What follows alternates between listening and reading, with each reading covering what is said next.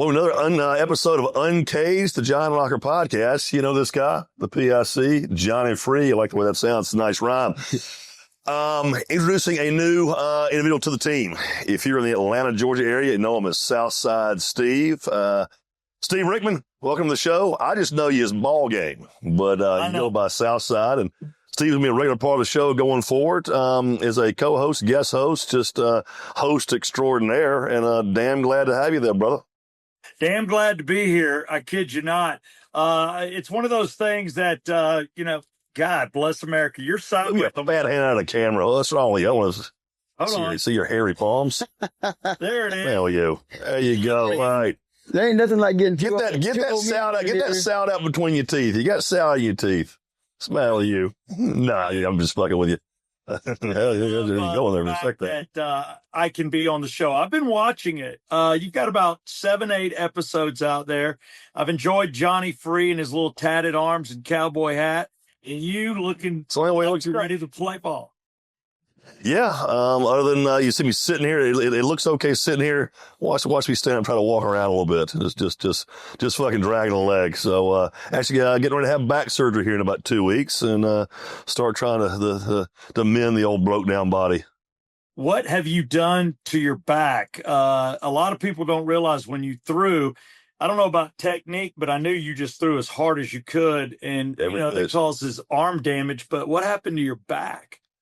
I don't know. It started out with a jacked up knee. The right knee is shot, is finished, and I think maybe walking around with a bad knee for the last 3 or 4 years. I think it just it's kind of up the chain. You get what was it, the pitcher Dizzy Dean ended up blowing his arm out because he took a foul ball or took a line drive off the toe. And it completely revamped his I'm not making this shit up. This is actually what happened. It revamped his whole delivery up the chain. One thing changes, it changes all the way up. And ended up blowing his arm out because he jacked up his drive leg toe, I think. So yeah, I think the knee went, and then from the walking with a gimp for the last 3 or 4 years, I think the back tried to compensate, and it was finally like, yeah, we had enough of this shit. So I get me one of them brand new titanium discs here in about 2 weeks. It's gonna be fancy. It's gonna be nice. Some all kinds of it won't be quick through TSA anymore. No, I dig it. So a new back, but tell me, has the knee been fixed? Have you already had knee surgery? No, and that'll come next, probably 6 months. Oh my God. Do you walk around with a cane? Do you have a cane? I should, honestly, I should. I see people with it. I'm jealous of their canes. Maybe even a walker. Actually, I go to the grocery store.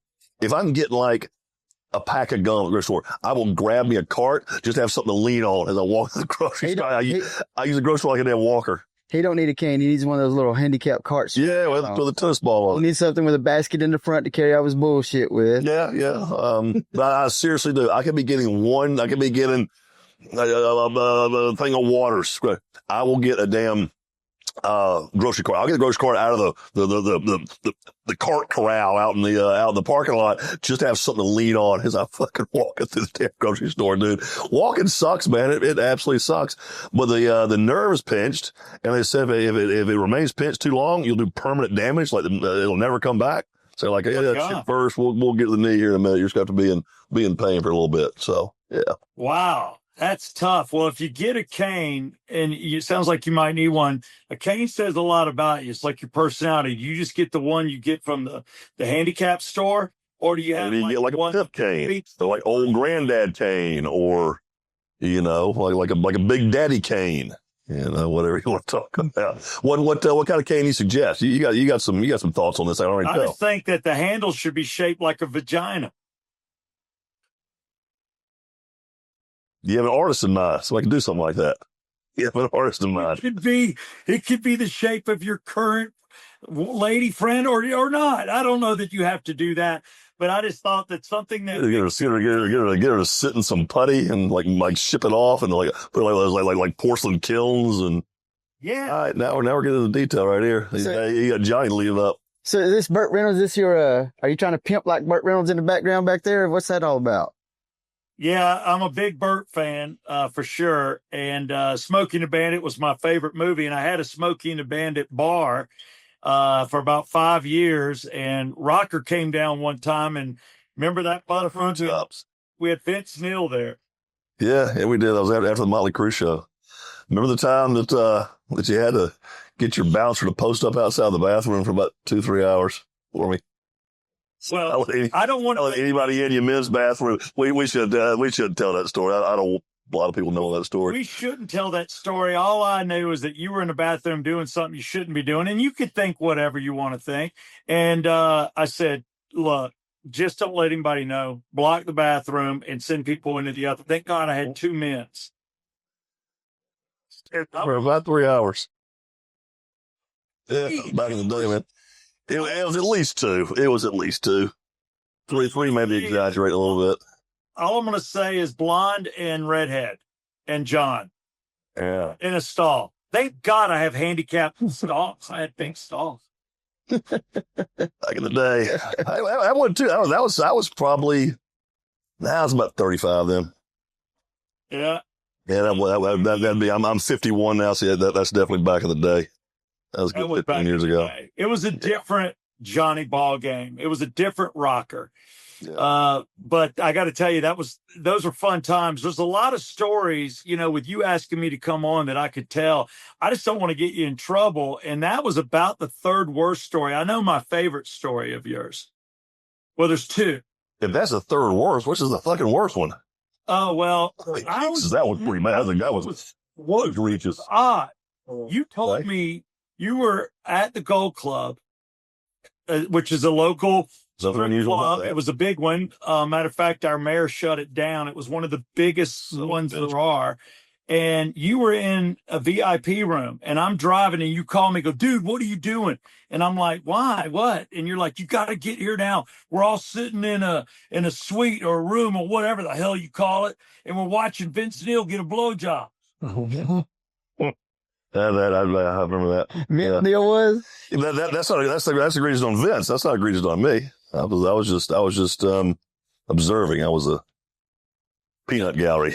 Yeah. But I'm a Jew, and I'm driving in. I'm like, I don't want to run to go watch a dude get a blow. I'm sure he'd been done by the time you got there anyway. I'm not sure why I made that call. And then you're like, just drive around back. I'll have somebody walk you in. I went through the kitchen. I think I was in the cellar. Somebody's giving me a tour. Next thing I know, I'll pop up in your suite. And I'm like, do you have this place wired? So we were in the front door. Yeah. I was always going around back, and that was the damn trash chute. Yeah. Yeah. We had garbage coming in there, and I guess the garbage going out. Yeah. Yeah. There was a few, man.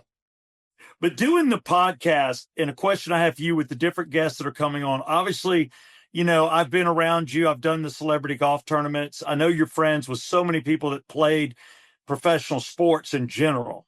And knowing that about you, and then your other friends and people that you've met, whether, coming on the radio with us over the years at 96 Rock 100.5, just in Atlanta, the podcast, after writing a book, you felt like a podcast, so you just want to go into details to everything John Rocker? Yeah, and we've talked about this before, Steve. I've been on your podcast when you first started the Yeah C'mon Bourbon podcast. I'm still not this much, but like this much pissed at you that you had Larry Wax on before you had me on. And if you ever see this Larry Wax, fuck you, Larry Wax. But in one of my own podcasts, I don't know, for a good 5-10 years, I had a couple opportunities at it, but just never thought it was a good situation. Then I meet this clown over here, my PIC, Johnny Free. And, Johnny doesn't do shit small. He wants, and so we formed I sort of came in on the coattails. Johnny formed a company called Sandlot Media, and we currently have 3 podcasts under that platform. And I just thought it was a much better fit. The whole team, and you'll meet the team again. You're bringing Steve Rickman on as part of this team now, and Steve will be hosting a lot of these shows with me. But you'll meet the team tomorrow on our weekly conference. But just everybody has their own unique roles. Everybody does a pretty damn good job at stealing their own unique roles. We have someone that's really good on the political side. Johnny's real good with the musicians and the wrestlers. I'm really good with the sports folks. Great creative team.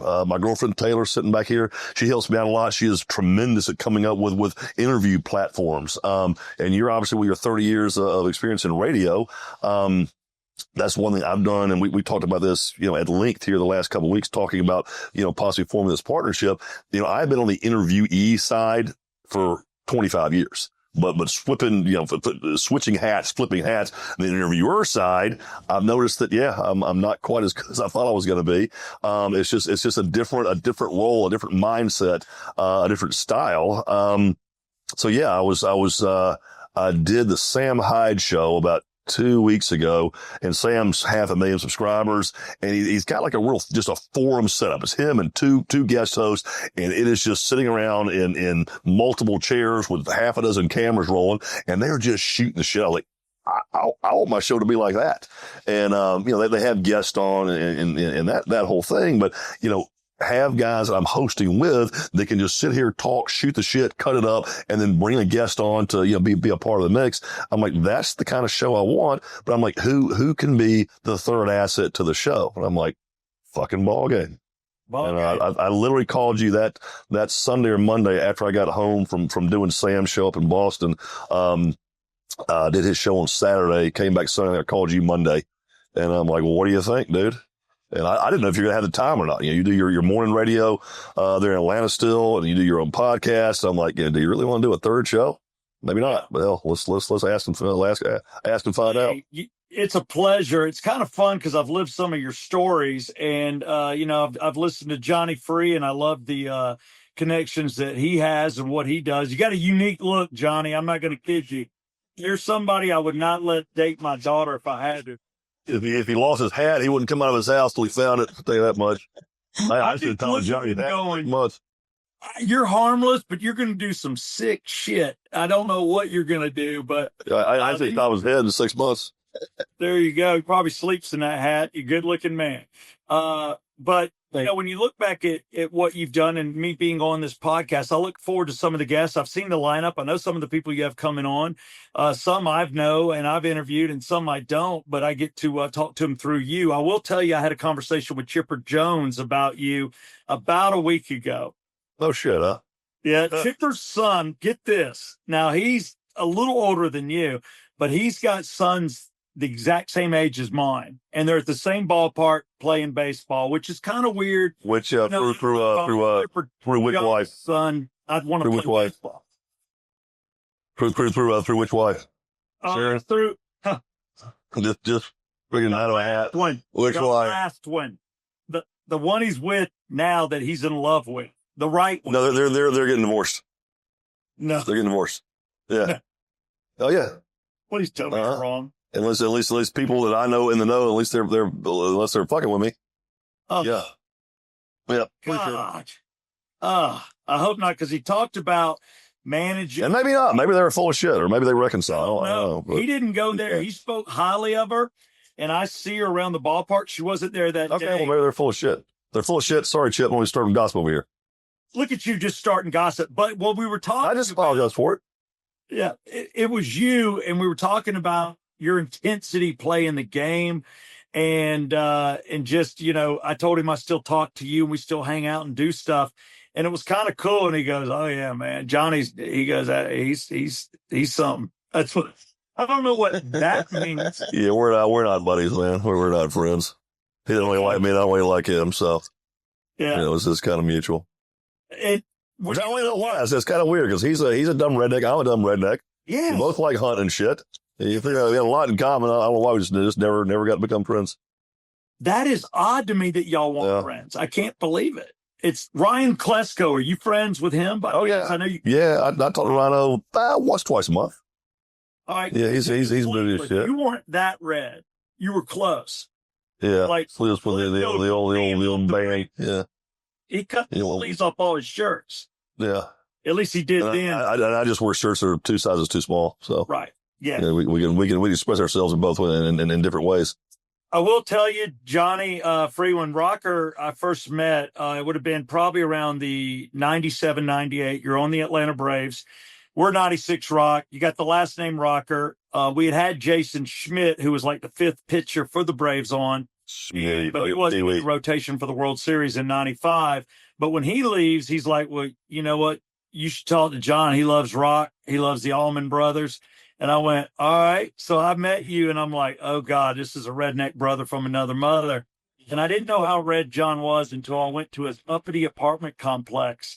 And I'm like, which apartment is yours? And it was right over by Lenox Mall and kind of an affluent area in Atlanta. And there's hunting boots and gear hung over your balcony. And I was like, they're duck boots or whatever those long boots are. The waiters, man. I'm like, I don't get clothes wet. That's what putting waders on. You can't hang those over a balcony where you live. I did. They didn't say shit. I don't know. That was right behind Phipps Plaza. Yeah. Yeah, right behind Phipps. It used to be a stuffy part of town. Now it's better watch your ass part of town. Yeah, that's Atlanta. That's why we all live where I live. Yeah, I'm surprised they didn't have goats on the balcony. No, balcony wasn't that big. It wasn't big enough. I couldn't find any goats that small. I went, why didn't I figure out that had to be, out of every apartment, John Rockers with waiters thrown over the side? I should not even called him. I mean, it's obvious which unit was yours. Yeah. Yeah, I lived there for that, and they even let me come back the following year. I lived there for, I think 2 years. Yeah, I lived there for 2 years, I think. My rookie year, my second year. I lived there for 2 years. So. And Johnny, the big mistake back then for the guy that said he would never get married, which I now know you have a great girl, and I know the things you've said to me, and I've never heard you talk about a girl like that. But I love the fact when you had the live-in girl, and then you start hooking up with the girl directly across the hall and thought nothing was going to happen. Downstairs. Actually, nothing happened with that one. That one, it stayed under the radar. That one did, but other grenades went off elsewhere. other landmines were stepped on in different areas. But yeah, the one downstairs that remained a secret. Okay. Yeah, that was you can either say shitting where you ink or dipping your shitting where you eat or dipping your pen and company ink. But yeah, that's some a 24-year-old kid just too stupid to rise. You don't do shit like that, man. That was wrong. That was bad. That was super dumb. I want to show Johnny Free this. This is around the time John made that critical mistake. Here he is with me. Man, you and Emmanuel. That's Emmanuel. Look how dark your hair is, buddy. What happened? Is there something wrong with the lighting in your studio there? Yeah. The lighting in your studio? I got my Yeah C'mon hat available at yeahcomon.com that I can put on. Jesus, this is a shameless promo on my show, you fucker. All right, everybody do a promo. Johnny Free, what are you promoting? Myself. Nothing? You don't have like a website where you sell the cowboy hats? Yeah, you sell these damn cowboy hats. At least the glasses would be like Deion Sanders, sell your own brand of glasses. That's it. I sell midget porn. How much? You think it's a midget wrestling? Well, we are here at John Daly's bar. It was called John Daly's Nashville. And his brand of vodka, Good Boy Vodka, I need to mention Good Boy Vodka and John Daly Nashville. He was nice enough to let us film in his bar.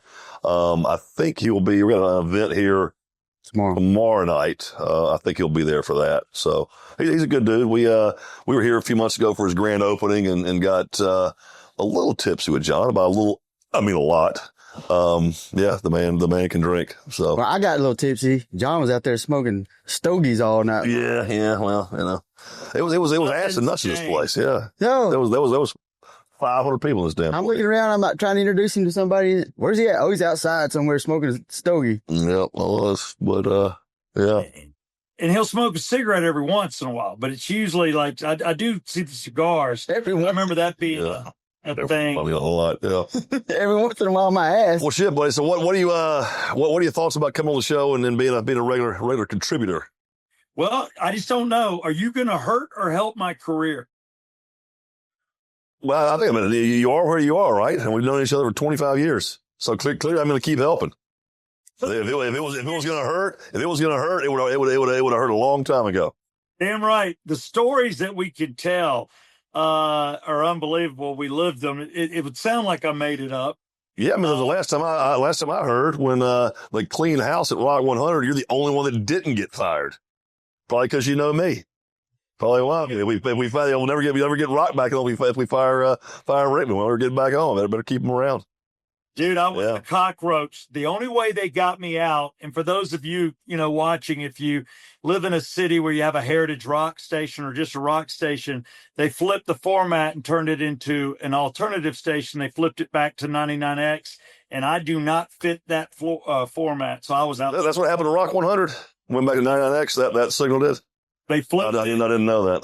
Yeah, gave me, I had a lock contract, no severance, and basically let me go on a Friday, started 99X on a Monday, and it was over. And I was the last employee there. But there are rock stations. I'm on one now that anybody can listen to, My Fox FM, another shameless plug on your app anywhere in the country. But I play the music you like. We're rock guys, and I'm not going to apologize for that to anybody. I think it's the greatest music there is. And I guess you have always liked Southern rock more than anything. I have obviously grown up in Macon with Capricorn Recording back in the day. It was Marshall Tucker and the Allman Brothers and Skinner and CDB. But I would say in the last like 10 years, I'm more like into like 80s metal, 70s metal. Gotten really into Joan Jett the last couple of years and AC/DC and Def Leppard. Jett? Yeah, I love Joan Jett. I was at Chastain maybe 5 or 6 years ago and saw Billy Idol open or Joan Jett over Billy Idol. That was a hell of a show. Joan Jett and Billy Idol. Fucking solid, man. That was a good show right there. Right. Yeah, that's one thing I missed about I left Atlanta like 6 years ago. I just couldn't take that fucking place anymore. And moved down to a place at the beach. And but I do miss the shows. That's one thing about the Panhandle of Florida. There's just not a whole lot of cool entertainment down there. It's not, once a week, I gotta go to that show, whether it's at Mercedes-Benz or whether it's at Chastain or, wherever it may be. I used to go to, 6, 8, 10 concerts a year. Remember you and I backstage? We were backstage together for Aerosmith. Was that Aerosmith in Kid Rock? Was that the show? Yes. Is that when we sat there and watched the whole show with Ron Jeremy? Were you there for that show? And there were a ton, and then he hit me with his penis. Literally whipped it out and hit me in the leg. Oh, shit. Swear to God. Hit it on. Yes. As a joke, he had already done it on the morning show. On the regular, guys, when he came in, he was twirling it like an airplane and then came up and slapped me with it. All right, 2 questions. I have 2 follows to that. A, where was I? Anyway, why about this is the first time hearing about this shit. I was back there as well. Where was I? I don't know, but Ron Jeremy, that is a true story. Live on air, hit me with his penis. You didn't hear it Backstage as a joke. That's fucking funny. Yeah, because I sat there. I still to this day. I sat there and watched Aerosmith side stage with Ron Jeremy. People were like, "Wow, yeah, with Ron Jeremy." That was a good show. Yeah, it was. Well, I wrote until I did get hit my dicks. I probably I got hit. Like, tampered down some of your enjoyment. My penises, for the record, I don't. That's not like that. I'm just going. You should have got like a schmeckle tattoo. You should have got like tattooed like the outline of it right there. It was a tattoo on the back of your thigh for her. Well, let me tell you this one time. That's why is it 13 inches long as well? That's kind of an odd size for just a blob tattoo on the back of your leg. Believe it or not, that's the outline of a dick. Yeah. You got to sign it. You got to get him to sign it and fucking, and then tattoo there. Right here. Yeah. Just sign it right there. Amanda would love it. She would appreciate that. Yeah, my wife would. Son's got a penis tattoo on the back of one of his thighs there.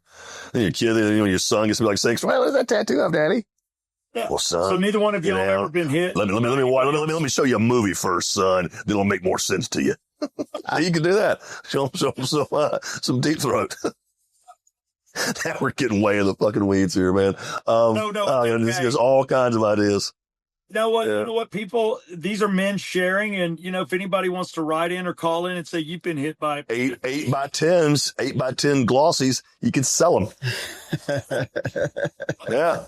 Now we're talking about how to make money. Yeah. How to profit. You know what?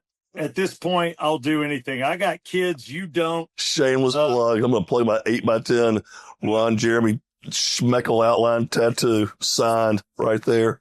I got it in 2004. What year was that? And I used to sorry, Taylor, sweetie, I love you. My girlfriend's sitting right back here, so I'm going to say something shameless here. A lot of times I determined like when something happened, what year it was by who I was dating. Yeah. So that was in it. Oh, I was dating her. So that must have been like 05, 06, because that's who I had at the finish. That must have been like 05, 06. That's how I chronological my shit over the last 30 years. Yeah. but you're always good. I know how you can do it. For those that don't know, Rocker, to me, you always had a relationship for about 9 months to a year. No, I was like always like two. Well, it was always like good for a year, and you settle in for like a year, and then whoever you're dating starts like showing their ass, but they're usually living with you at that point in time. So then it's like the next year you're figuring out how to get heck out of your house, which usually would take about a year, and then it'd be start over. See, yeah. So that's you should have been moving. We're moving down the wedding bells train. So, oh boy, at 51, the old horse has settled down. So, wow. Yeah, and we've been together for 2.5 years, and I haven't seen the shitty side of her yet. So I guess she ain't got a shitty side. I reckon wrecked him, damn near killed him. I think it's more that he's done figured out that she's the only one going to put up with him anymore. She does. She puts a lot of my bullshit, and doesn't really say a whole lot about it. I know that kind of impresses me. Like, you got my ass chewed if somebody else on that. Just let it go. Like she's just sleepwalking through the day, or she's just don't want to bust my ass about it. Bless her heart, Steve. This man right here, he'll go get a bottle of vodka this big, that big around, and and then he makes her drink toe to toe with it. And I'm like, she weighs $112 and you weigh 250. What are you doing? She will. And she will hang right there with it. Damn. It's wild. Nah, but she slows down. I'm probably like 3 drinks to her 1, 3 drinks to her 2. She's a good one. Yeah, that's even slowing down too. I can't drink like that anymore, man. Me neither. I can't. Shut up. You've been up to 2 and 4 and 1, 3 straight damn nights. I still drink like Johnny does. I like my bourbon. I can still drink a lot. I'll give you one more plug. Tell us about your whiskey. I'll give you one more plug. You shameless capitalist. All right, so we've got yeahcomon.com where you can buy all things Yeah Come On. But I've got the bourbon, and it's an 80 proof, but it goes through a process that we removed a lot of the impurities, so it's really smooth. That's what Chipper and I were talking about. He loves it. He's like, I'm down to 1 bottle. It's the smoothest thing in my basement. And, it's something that I wanted to always do. And I just love bourbon and having my own. I just wanted it to be the best 80 proof. And I always drank Jack Daniels, and I just don't drink it anymore. But you've been about 4 or 5 years on it. I remember I came to the launch party, 3 years ago. I had you at my when I launched it. You were there along with Otis Nixon. Both of y'all showed up for me and hung out. Appreciate it. We've always done things for each other. I don't know if Johnny Free has the audio, but I'd love for him to hear your roast on your 44th birthday. Was it 43rd? 47th? 47th. It's 43. It was the last year I lived in Atlanta. Yeah, last year I lived in Atlanta. You emceed the roast. Yeah, it was fun. I tell you, better than that though was, what is it? 15 years ago, the roast of Larry Wax. Now, that was some funny shit right there. That was good. I thought Larry was gonna start crying if I could leave. That punchy little fucking Uncle Fester looking motherfucker. Yeah, I thought he was gonna fucking just get up and leave. And I wrote all my own material for that thing. I fucking handed his ass to him. It was great. Yeah, I had to step back, and I was too busy horse laughing at my own jokes. I had to step away. I was laughing at my own shit. Like, that's a good one right there. It was good just watching Larry just turn redder and redder. Oh, I loved it. So where we get some of this bourbon at? What now? Where we get some of that bourbon at? We can get it. Well, they don't have it. You guys are in Nashville right now on location, like you said, at John Daly's bar. Again, it's Uncaged with John Rocker. I can't believe you got your own podcast. It's a pleasure to be working with you. But they don't have it in Nashville, and they don't have it in Florida yet. So it's in Georgia. Right now, it's just Georgia. Okay. But we'll have to get you some. And I love the Larry Wax reference for people that don't know. That was the morning show when everything went down with John. I was buddies with John. Shit, man. We brought him on, but he said some things, did some things. He deserved all the hell he gave you. That's when there were shock jocks and they were morons. I'm just not a fan of that style radio to fry relationships just for a one-liner. So He deserves a lot of help. Yeah, I remember one of the funnier things too was I saved when my book came out in 2011. You guys remember I was a part of this. I was a part of it.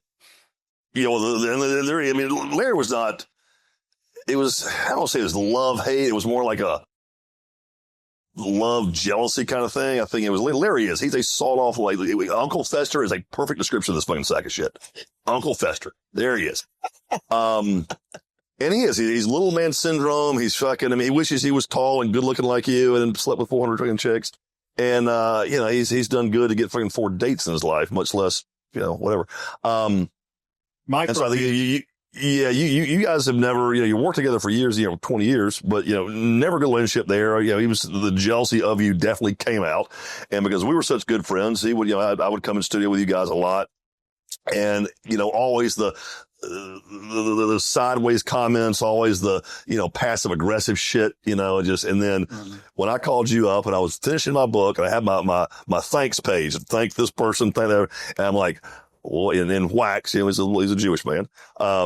W-A-C-H-S, how you spell his name.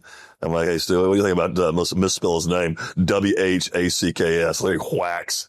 I never thought he'd see it. I'm like, he ain't gonna read this damn book. Sure enough, he saw it and got livid. God, he got pissed. I misspelled his name, you know. I was like, oh man, I thought that's how you spell it. He's like, bullshit. That was on purpose. I'm like, yeah, you know, you're right. It was on purpose. Yeah, I did it on purpose. You're a clown. Fuck you.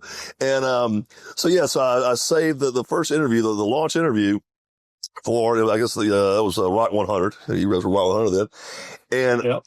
and you guys were video. That was like just a start, like when people were like videoing their radio shows. And for whatever reason, and God knows, this should be something that like, please don't make me do this shit. But he did it voluntarily, gets naked in the studio with his just horrific little, you know, tiny little fat body and his little boiler. And, you know, the bush is bigger than the dick is, and the shrub is bigger than the fucking tree. And, I remember, you know, he thinks he's going to embarrass me somehow. Like with that body, there's only one person embarrassing this fucking place. And yeah, it's a little chilly in here too, there, fucking fat guy. I remember stealing his clothes. Because I was right at the end of the segment. I stole his clothes and I run out in the parking lot with him. I'm going to take him home because I was getting ready to go home. And you ran. I was like, please, don't answer. Don't. I've got all his clothes in my arms. Get ready to get in my truck. And you're begging me. No, don't give him back. Like he would have been stuck in the studio naked the rest of the day. And I had 1 foot in my truck, getting ready to climb in and drive off. And you're begging me to give you his clothes back. I'm like, oh no, Steve. Oh no. I kind of want to take these home with me. Throw them in the trash. Crazy. Why'd you do that? Why did you listen? I mean, I kind of got him because he was still naked for a good 15 minutes. Why do you have these just freaking just get him? I mean, what would you have done? Seriously. He'd have been naked because this is like 9 o'clock in the morning. Your show went to 10. What would you have done? Yeah. He'd have been naked the rest of the day at the studio. I mean, your show's done at 10, you leave by 11, but how does he get home? How does he get out of the building? God. Yeah. It was summertime. He got a trench coat in there. No. He grabbed a station shirt, a double XL, and wore it out with no underwear. Which, that would have been fitting. That's what he should have had to have done. Exactly what should have happened. Hey, why would you have taken up with that shithead? Why? He didn't like you. You didn't like him. No. You know, you made his life easier. You should have been fucking get the fuck out of here before somebody else comes out here and makes you give his clothes back. You should have fucking been helping me. Yeah, well, it was one of those. Still, he had a little bit over me, but not much. And like blackmail material. What the hell does he have? No, just the regular guys being his show. And then it came to a point that I was bigger than him. And then he didn't have anything. I could say anything I wanted. The last 3 or 4 years, I definitely put him in his place. Yeah, that was funny. And then then after that, for the next, I don't know, year, you would tell me this, or even random people would tell me this. This is the regular guys this morning, and just all of a sudden, out of the blue, Larry just goes off on tangent, just motherfucking you. Like, for what? And they're like, I don't know. He just came out of nowhere. I'm like, that piece of shit. No, he did. That was anybody that knows you, you know, from the Atlanta Braves in the Atlanta area, heard that, and it was BS, man. And I still to this day I thought it was BS. But you look who's on top. It's not him. Is he back working in radio at all? No, he lost all his radio gigs, and Yeah, because he was such a dick to pretty much everybody. Johnny, why are you always looking at your goddamn phone? We're on the Because fucking. Papa Bomb's coming on your fucking show. Says who? He just did. Well, I don't see his fucking dumbass right there. Well, he's showing He's cut on for. That cocksucker. some people. oh my god, Hang on a second. I'm going back in my mouth here. I'm getting ready to dog cuss his ass. I will tell you, doing this podcast, I knew he was some shit like that. yeah. All right. One thing But Johnny Free, don't put Rocker on the phone if you have young children in the car. Don't do it. Oh, I don't. we already know. I tell you what is funny too is when you this happens rarely. I've gotten Taylor before doing this. Speakerphone. Are you in a drive-through right now? Yeah. Motherfucking guy is just yeah. They're like ah.